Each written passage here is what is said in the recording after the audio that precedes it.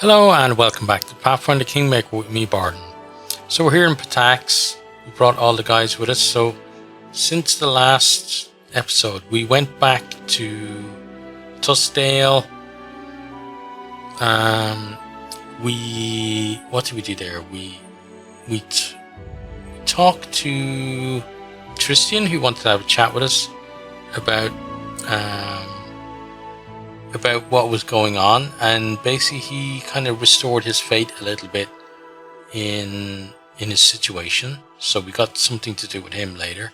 We also talked to Hassif about the dude that said that he gave him a loan, and he confirmed that. So and actually I started recording all that, but then the game crashed. So when this game crashes, it corrupts the video, so we didn't get the video of that. So I decided, well, let's look at what saves we have, and the auto saves that we had were kind of halfway here, a little bit further here, and then actually here. So I decided better to go here and re-record the stuff that we did here in Pitax from here, rather than just have the traveling bit, which didn't really have anything else in it. So let's hop in here and see what's going on.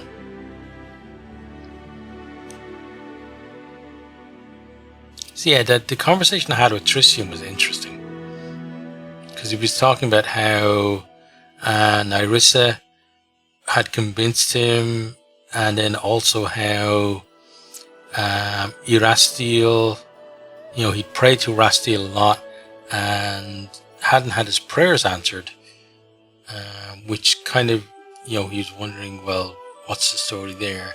And he was also thinking that no matter how powerful Nyrissa is, she wouldn't be able to remove a boon from another god. So therefore, and the fact that Erastiel hasn't removed his spells from him as well kind of gave him hope there as well. So that's something to follow up on later. But now we're meeting King Ivretti for the first time. Okay, so King Ivretti greets you personally. The bulky Khaled is broad-shouldered and looks to be somewhere around 50 years of age. His golden crown sits on long, greasy hair above a heavy, powdered face covered in bristle, and his expensive doublet is stained with oily spots. He guffaws as he squeezes you in a bear hug, enveloping you in the mixed scent of sweat, wine, and expensive perfume. Well, my crown-bearing sister, welcome to my home. Stuff yourself, drink, be my guest. You've proven yourself in combat as well as affairs of state. Let's see how you do at having fun.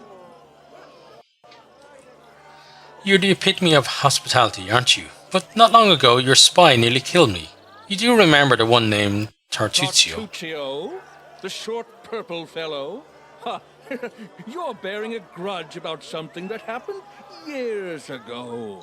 I assure you that escapade in Lady Germandi's mansion was entirely his own arrogation. I sent him to spy on her, not to start a battle or a fire, or a flood for that matter. Now don't be so spiteful.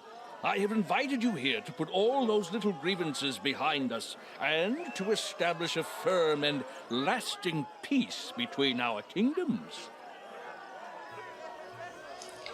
Well, in that case, I'm happy to finally meet you. It's no good for kings and queens to stay in our palaces all the time. We need to meet, be friends with one another. It's all about keeping up neighborly relations, you know. Yeah, we'll be keeping our eye on you, all right. Here's the plan. First, the Fish's Triathlon. Then a boasting contest. And in the evening, the best part, a drunken melee. In the interim, there'll be a buffet, a fair, jugglers, acrobats, all the usual entertainment. And after the melee, I'll announce the winner. And then we'll have a festive banquet and a fireworks show. Then we just drink till morning or find a tent to crawl into. Your own or someone else's, depending on your luck. By the way, A knockout such as yourself will always be welcome in my tent. Just joking. Just a joke. What a dick. Oh, and one more thing. I'll have to seal your sheath. This is a peaceful celebration, after all, and bullies will be kicked out immediately. It doesn't matter if it's a king who decided to kick up a row or just a shopkeeper. So behave yourself and don't start any fights while you're here.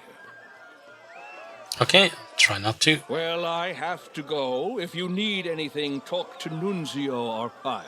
He's my master of ceremonies, so he's responsible for organizing this mess. Have fun. I'm sure you'll have fun at least. Right. So who have we got here? Edna Aldori and Julia Aldori. Okay. It is So done. they don't want to talk at the moment. Who are you? Pitax Warden. Right, so let's move further into the fair. See what we got up No here. stopping now. Okay, so we have something there. Let's collect all of those. Then we're gonna do some shopping. Huh? No, nothing special. Just see the proof mark on the sword. It belongs to the master who supplied the training swords to my first swordplay instructor. The first sword I ever held had this mark. I shall likely remember this symbol to the day I die. Never thought I would see this proof mark again. Valerie smiles, her eyes hazy with memories. Okay, I don't think she wants to buy it. I'm definitely not gonna buy it for her, but let's just see if she tells us anything else about it. I see. Okay, so yeah, she's just kind of curious about it. Okay, show me your wares, buddy.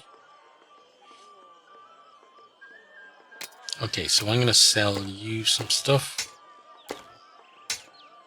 Now here, I know from last time, there's a lot of stuff that we'd like to buy.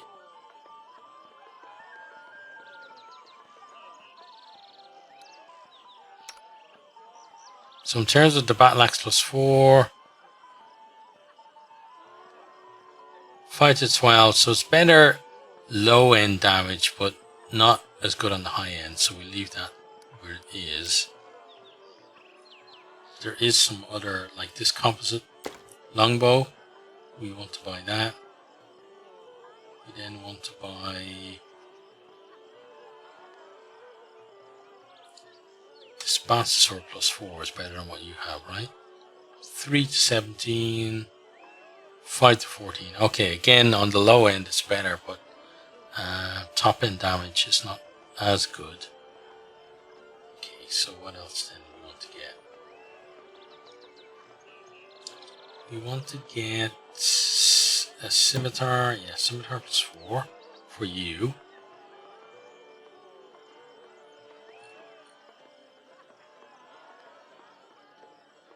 Then that would be good for Knock Knock. But I think we want to get the tower shield for her. Can we get that here? Yeah, I think so. Tower shield +4.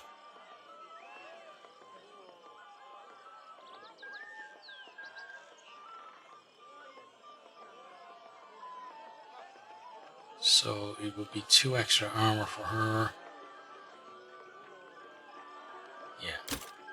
Let's grab that. And then the adamantine full plate. The armor check is better in terms of penalty, so let's get her that as well. Then I want to take those, so that and that off. So we need to pay 100 grand so far. Okay, and then we're gonna sell one of these. Okay, so let's sell that. It's not worth much anyway. Then back to our shared stash. Okay, so these breastplates +2 can go. Chain shirt +3. We sell that as well. Sell you and sell you. Then I want to get a breastplate +4 for you, I think. So you got a +2 at the moment. So let's grab that. Okay, so then we have to pay 99,000. Is there anything else that we want to buy over here?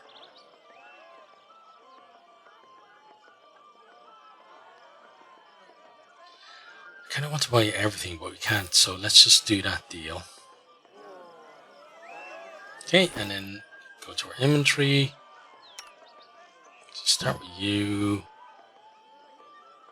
Have your shield. And put on your plate. Then you put on that.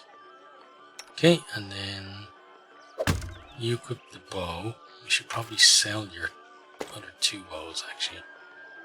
And then this is for you, so you equip that. There you go.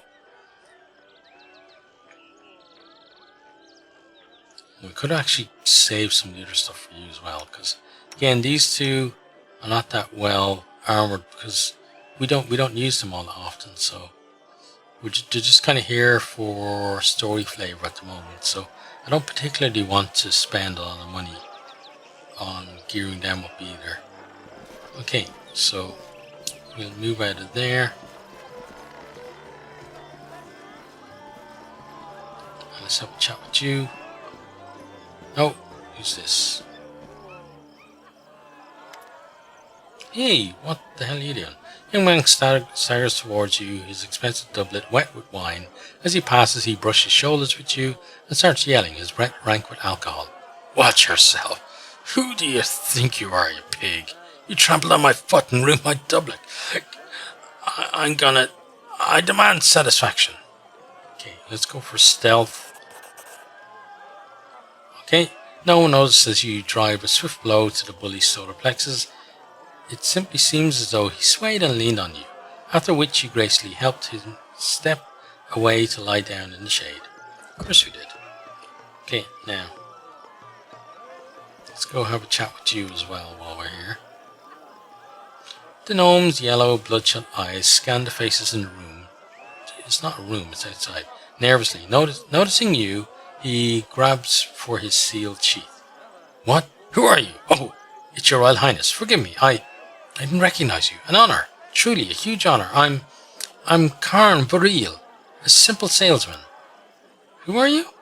I told you already. Gnome's voice rises in anger. I'm a simple salesman, not rich, not noble. Why would a queen concern herself with me? She wouldn't. What does he sell? What do you care? Fish and the like. Who might you recommend I meet here? No one, everyone. How should I know? I'm just a simple salesman. Leave me be. Okay, something suspicious about you. Yes, your highness. A great honor. Go have fun. Okay. I don't know whether you're just nervous or there's something deeper to that. Best wares in the river. Don't waste your time anywhere asking where they're from. Get these deals while they last. You notice Octavia's finger reach for a sparkling charm in the vendor's belt. My companion has taken a liking to your charm. Would you sell it for, say, 50 gold coins? The vendor gladly takes the gold. Of course, as you wish. Here, please. That will suit you nicely. The vendor smiles as he gives Octavia the trinket. Octavia takes the charm from the vendor's hand, fastens it to her belt, and smiles at you. Thank you, it's just lovely, and so are you. Show me your wares. Okay, so we'd love to get that. I don't think we can though. Yeah, I don't think we have the money for that, so we need to think of maybe this ring of protection. Ring of circumstance. +2 circumstance bonus. The wearer of this ring can, after resting while wearing it, activate up to 4 abilities from the list below. Removing the ring will immediately remove all bonuses from it. Okay, so it's an interesting concept, but I don't think we need it. Amulet of Natural Armor, so I want to get that and that, I feel. I'd like to get more stuff. Let's see, so I'm going to go to usable, and what I'm going to do is I'm just going to basically put everything that we're not using in there.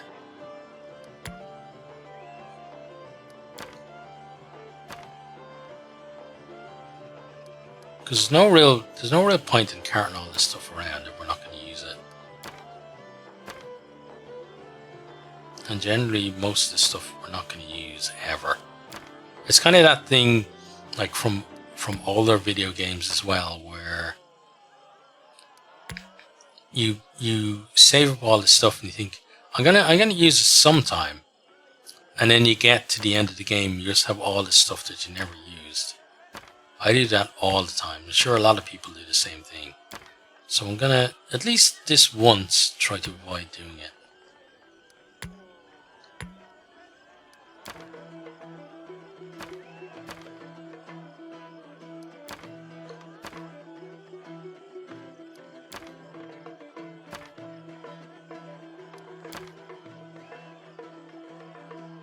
Let's put about half of those.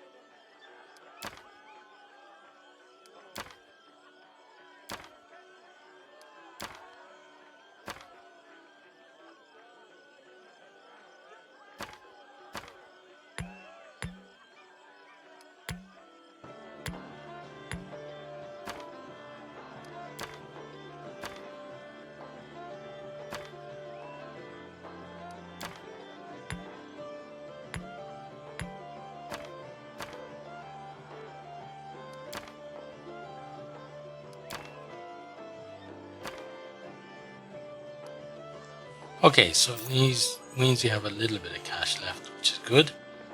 Now, let's leave there, go to our inventory. So this is the point where the game crashed last time, after I did this shopping. So let's give you that. Give you that. There we go. And give you this one. Okay, and then you have what?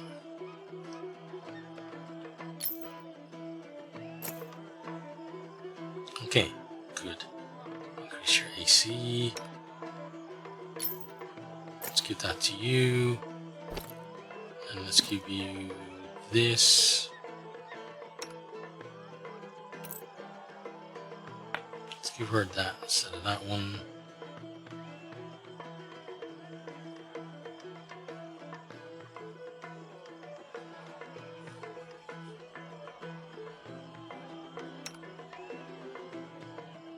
Okay, and then that's where we leave that. Okay, now let's move further on. So this is all new ground to me now. I did see there's a stage here. That's about as far as I got.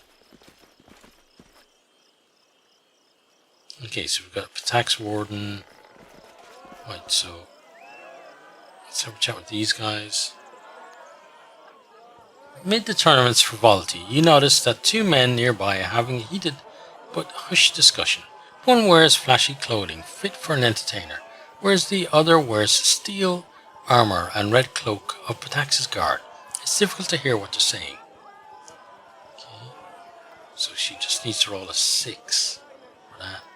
Ooh. The two huddle near one another as they speak, and due to ambient laughter and music, you can only overhear part of the conversation. The guard sternly kids the entertainer. Up to Emer. But I know that look. You're planning something. Emer interjects, motioning to the festival.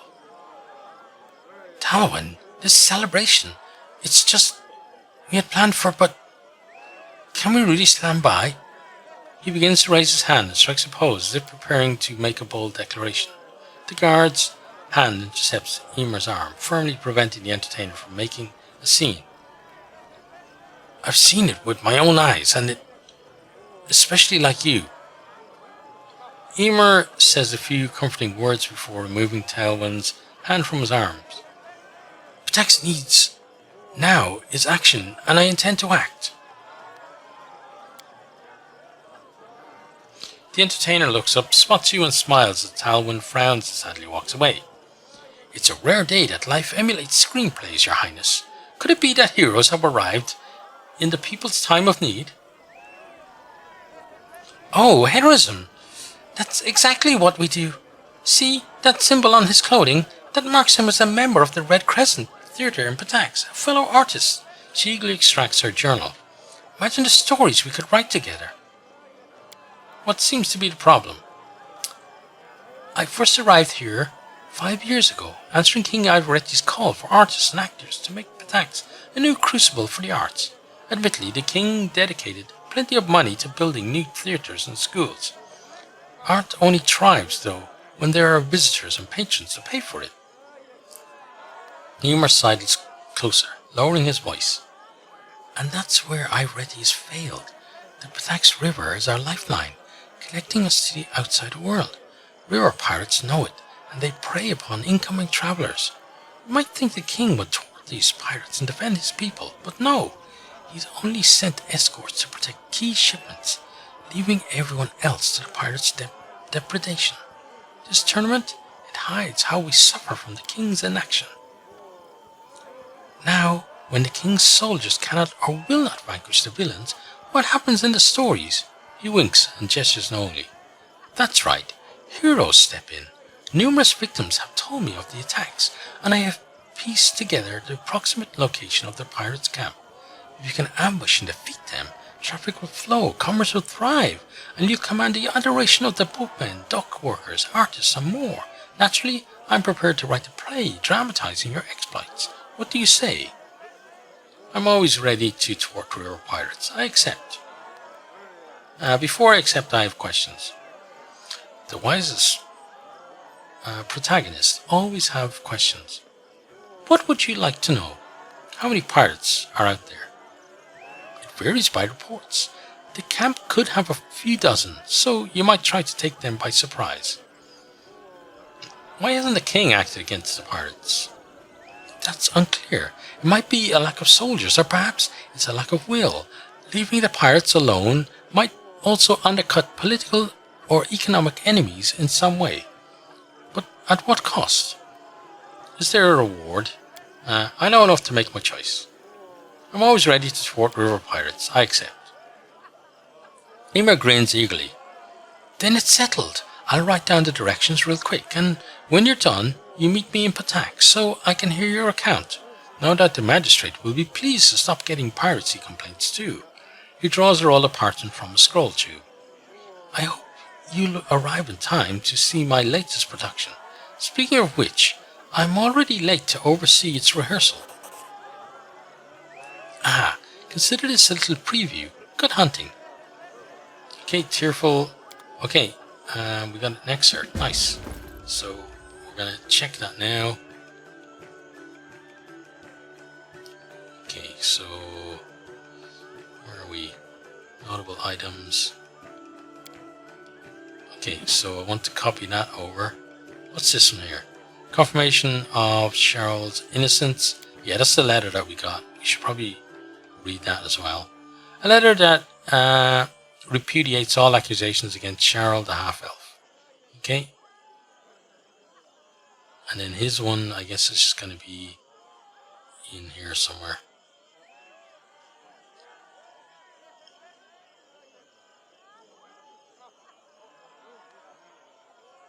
Is that the one that we got? Let's Acquire this item, exploring capital square, so it's not.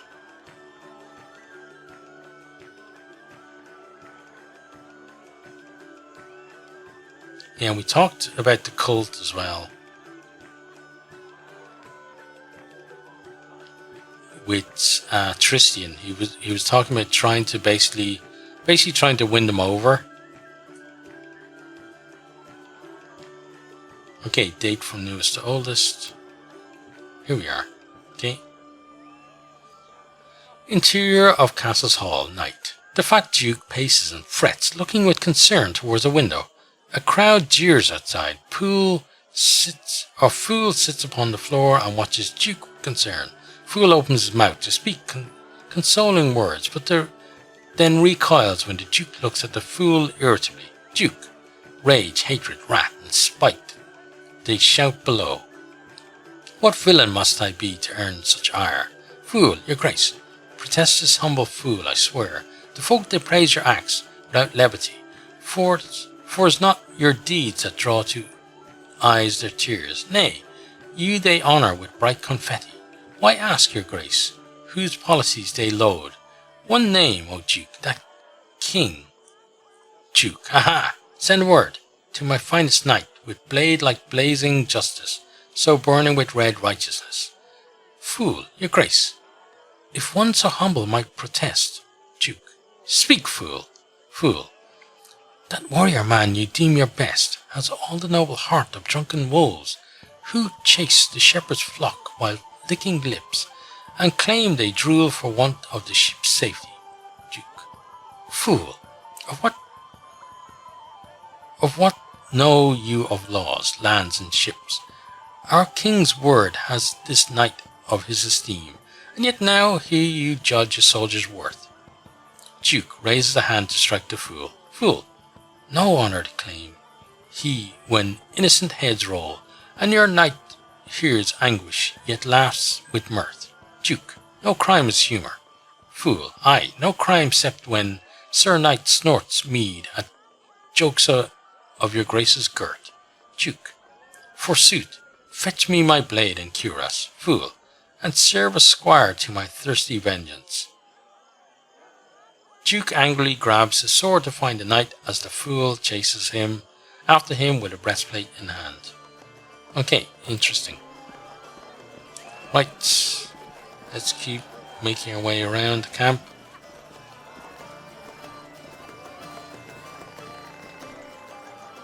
Okay, Dagger Master. Oh, Dagger Mark, yes, not Dagger Master. Got food there as well. Okay, we'll take all your lovely food, thank you.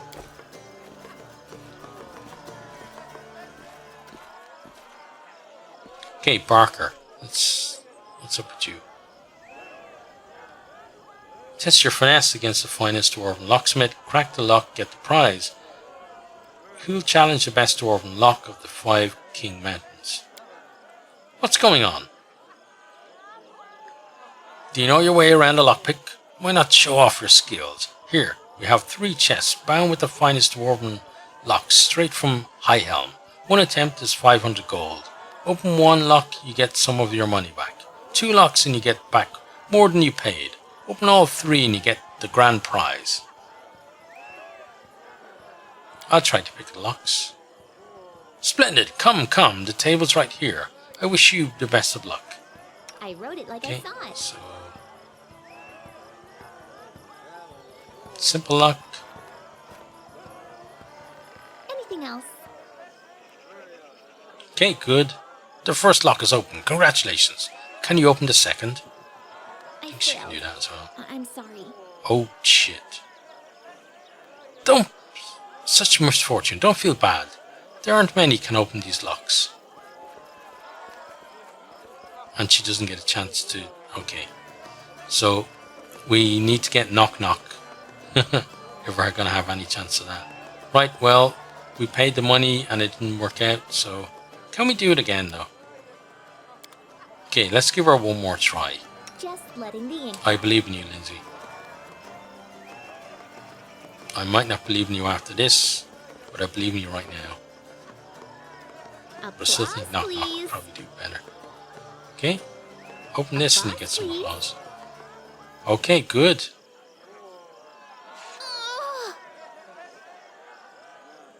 Okay. Hit a trap. It's just not my lucky day. We should move. Okay.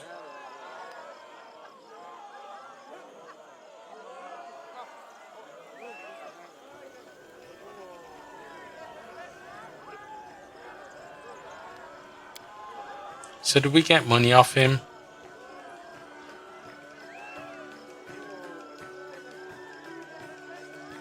She opened 2 of them. No stopping now. I don't know whether we got our money back, but we're not gonna waste our time with him anymore. Let's keep going. Let's actually check the map to see. Okay, there's a lot of stuff for us to see around here. Got some dock workers. Walsh, Cleverway. Okay, let's talk to you. Several concerned dock workers crowd around a finely dressed half-elf who listens to the workers with imperious dignity. It's as we've been telling you, Judge. This is the 3rd shipment in 2 months that's been stolen from us. Can't keep that up. Doesn't matter how good the last year's business been. No cargo means no pay, and no pay means no new shipments. We asked you about the test before, and there's nothing changed. Where's the King's justice, Your Honor? The half-elf patiently motions for silence. If it is true that pirates have taken route along the river Pitax and attacked several shipments heading upriver, the King has... He pauses, noticing you for the first time. He adjusts his posture to stand taller and straightens his sash of office before continuing. King Ivoretti shall address the problem soon. However, he will hear no formal complaints until after the Rushlight tournament. In the meantime, he advises that travellers downriver take care around Littletown. Until then, partake in the festivities and the King's generosity. If anyone has further questions or concerns, I am at your disposal. The gathered workers grumble and disperse, barely mollified by this response. A bright sash cuts across this man's chest, identifying him as the magistrate of Pitax. He makes a shallow bow while keeping his head inclined upward, as if being polite, while also conveying his superiority. May the King's law guide you at the Rushlight tournament today. I'm clearly addressing someone important, but I don't believe we met. The half-elf motions to a sash. I am the Honourable Walsh Selvaway, a magistrate of Pitax, judge of the people's concerns, and executor of the King's justice. I overheard you talking about stolen shipments. Is there a problem? Ah, yes, that. He sets his teeth in a practised smile, though his teeth briefly grind together. An outbreak of river piracy has caused some consternation among the citizens. Simply avoid or exercise caution near Littletown in the meantime. Perhaps Pitax would benefit from somebody who has a history of vanquishing bandits. Let us be clear, declares the magistrate, narrowing his eyes with disdain. Pitax's armed forces are entirely capable of handling these criminals. There's no need for would-be heroes or aspiring vigilantes to get involved, much as foreign interests. I recommend enjoying the rest of the festival. How could he be so deaf to the people's woes, and he calls himself a judge? I can understand his reluctance to allow foreigners to meddle in his kingdom's affairs. What I cannot understand is such a blatant negligence of justice and safety of his subjects. Well, a fine day to you, buddy. We are going to sort out these river pirates sometime. Hello, Mr. Warden. Let's talk to you. Okay, you don't have anything to say, so we'll keep going along the shore.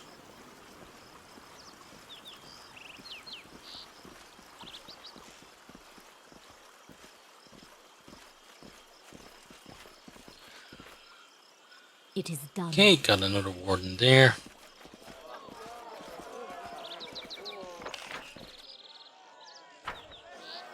Okay, we've got a lot more to explore. Let's keep going around. Maybe we can make back some of the money that we lost. Hey, there we go. We made about more than enough.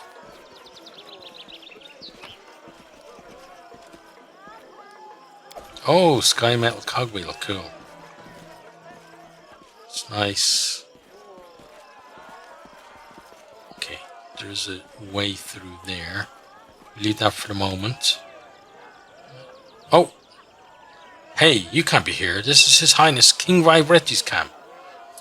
I'm aware, he's the one who invited me. We're not supposed to allow anyone in. If the king commands it, we will be at this point. We will, but at this point, you could be a thief for all we know. I think I must be lost. I'll just be going. Keep going. Okay, so don't get too close to those guys then. Okay. Let's talk to Atalia. Greetings, Your Highness. I'm Atalia Gitterin, Headmaster of the Academy of Grand Arts. Welcome to the tournament. Is this your first time here? I'll be honest, I'm delighted to hear that you've done what you've done with other lands. Not so long ago, it was little more than a hole in the ground, but you brought it real civilization. Bravo! Lindsay has some interesting news for you. Yes, Professor Eobald found refuge in our capital, and you know what? He's writing his memoirs of his time at the Academy. I'm sure it'll be an entertaining read for everyone in Pitax. No, all of Avestan. A book, you say? How brave of him. I hope he doesn't neglect to include the details of his dismissal.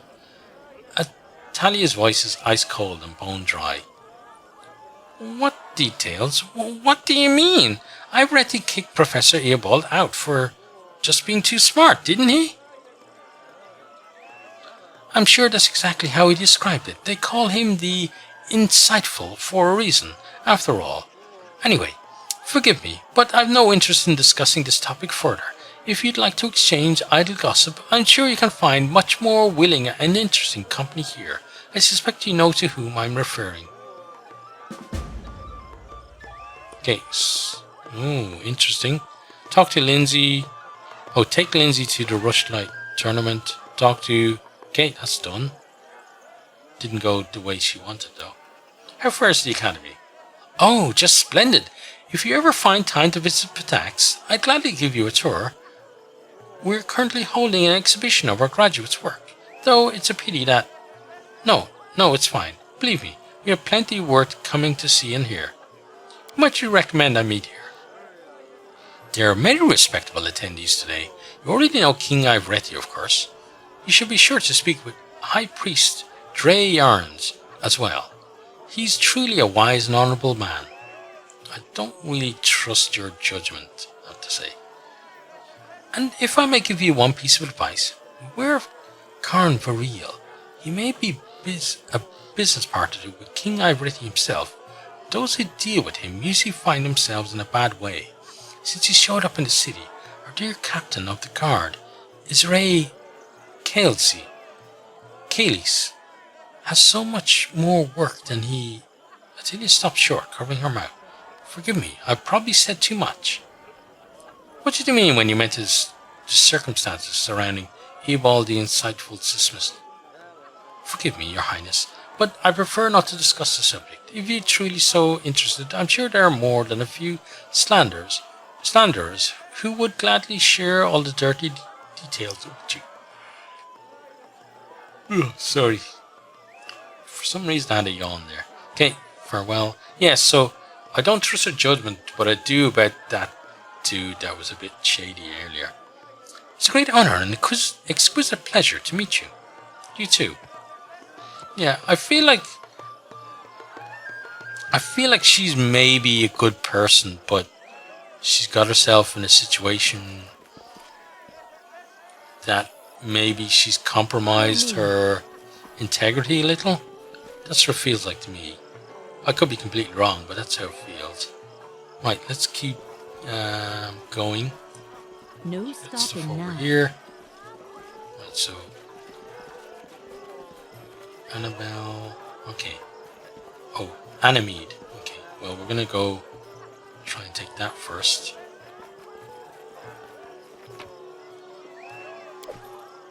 Okay, thank you. And then we'll chat with you. Don't worry about all of our people hiding behind the tent. Oh, Renee, the famed Baroness. No, excuse me. The Queen of Other Lands now has come to visit us. It is such a delight to see you here. Maestro Bellavara, do you remember me? Lindsay blurts out, turning bright red. Ah, Lindsay, of course I remember you. You and your nonsense at the poetic exam. I hear you have your own publishing house now. I didn't take you for the entrepreneurial sort, but I'm happy you finally found your calling. I believe Lindsay has a question for you. Oh? I just hope it isn't about any of the lectures I used to give at the academy. Go ahead, ask away. Annemied smiles encouragingly at Lindsay. Lindsay turns bright red, takes a deep breath and blurts out, Sorry, but I really need to know the truth. Why did Irovetti kick Professor Earbald out of the academy? Oh, yes, he did move to your kingdom, didn't he? I'm curious how he portrayed his dismissal. I'd bet it was something like a poem in 6 verses recounting the tale of a tyrant ousting a poor but honest scientist for telling the truth. The reality is much more mundane. Irovetti didn't fire Eobald. Atalia did. And I have to give it to her. This time, unlike most times, she was completely right. Okay, interesting. That can't be. Why did Atalia expel Eobald? Well, Eobald is a very fine teacher, of course, but he pays too much attention to how his favorite students perform in class, and enough to their extracurricular activities. Why worry if you steal a trinket here or there, or maybe rough someone up on occasion, so long as their poetry and music are exemplary? Predictably, this led to a sad end. What was supposed to be just another innocent joke for one of his favorites, Alundi, led to someone's death. There was an accident, certainly. The kids just underestimated their own strength. Atalia expelled a lot of them.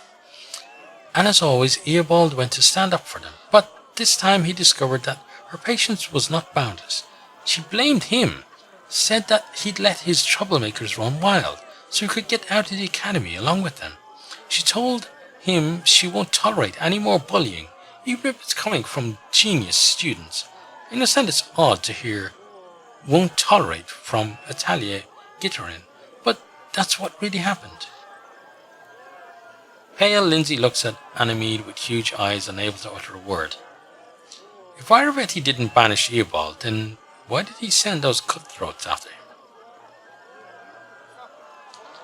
He planned to return the old man to Pitax and make Atalia reinstate him into the academy. Or failing that, he at least wanted to keep him from going to you. Eobald the Insightful is a prominent name. Of course, Irovetti would want the teacher serving him, rather than his neighbours. Why would Atalia hide the circumstances around Eobald's dismissal? She doesn't like to discuss the Academy's internal affairs. Behind that neat facade, there are too many events she's looked the other way on over the years. All in good faith, of course. Thank you for telling us the truth. I'm not sure you should be thanking me. I see poor Lindsay not too happy with this truth. Hey, come on, girl, cheer up. Being disappointed by people is practically a professional necessity for people like us. Whatever I may have said before, you're not a bad bard, and that means something. You have to face the music. Oh, sometimes. Lindsay gulps, then whispers, Thank you. Tell me about yourself. You could have easily asked any of my admirers who Annemied Bellavera is. That'd be about 3/4 of Pitax, and the rest are all my haters. Haha. You don't get to be the best among a city of poets and musicians without gathering a few enemies along the way. But why should I concern myself with hacks and soreheads? What can you tell me about King Ivoretti? Annemied's face darkens for a moment, but she quickly regains her sweet smile. Love him or hate him, you can't deny he's a great man. Pitax was a boring place before him.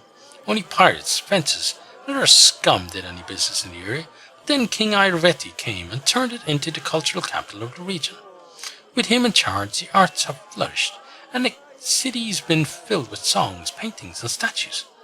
I just pray that Calistria breeds the same love of the arts into the withered hearts of some of the other rulers in the region, who'd prefer to squander their resources on saber rattling. Some may say that King Ivreti doesn't have a taste for arts. Any successful person gets haters spreading dirty rumours about them. You should hear the things they say about me. Pay it no mind. Our king is a man of exquisite taste, with appreciation for all kinds of art. Does the king have any enemies? Of course he has enemies, lots of them. Just like anyone who's actually accomplished anything in life. Take some of the old trade houses, for example. Liasenza and some others whom he stripped of their power. They'd love to see him at the bottom of the river, but even now, in their mutual sorry states, they can't manage to work together. There's also Irsei Kales, captain of the guard. He was just seething with indignation when the king brought new rules to the city. But who wants to listen to the whining of failures like them? Ivreti brought a golden age on Pitax. Okay, so see what type of person you are. As long as things are good for you, you kind of look the other way on people's failings. Okay, gotcha. Tell me about the Rushlight tournament. Armelov King has run this tournament once in several years since he took the throne. Guests from all over the river kingdoms come for it, from Daggermark to Mivran. It's a pity Bravoy didn't honour us with any representative this year. I guess the Aldori aren't in a very festive mood right now. On the bright side, we get to host you for the first time, and Calistria's willing it won't be the last. Hang on. We met two of the Aldori at the entrance, so I don't think you're right. Who might you recommend I meet here? I think we asked this already. That depends on what you're looking for. If you're in the mood for pleasant company, well, you already met me. And if you're in the mood for some Schreiderfrauen,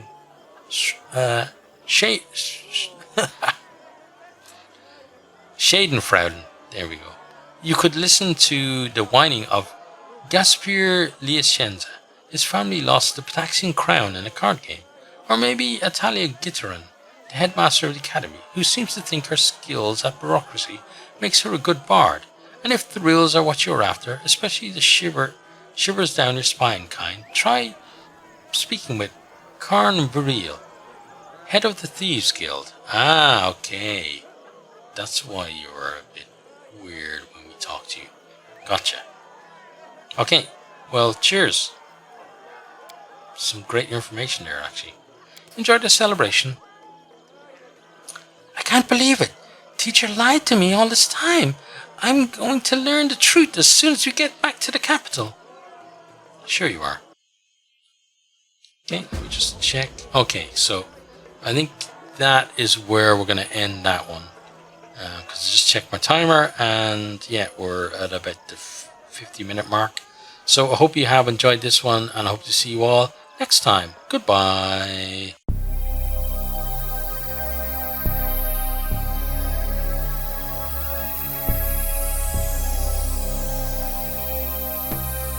Thanks for watching this video. I hope you enjoyed it. If you did, maybe you'll hit the subscribe button there on the right and check out some other videos here on the left.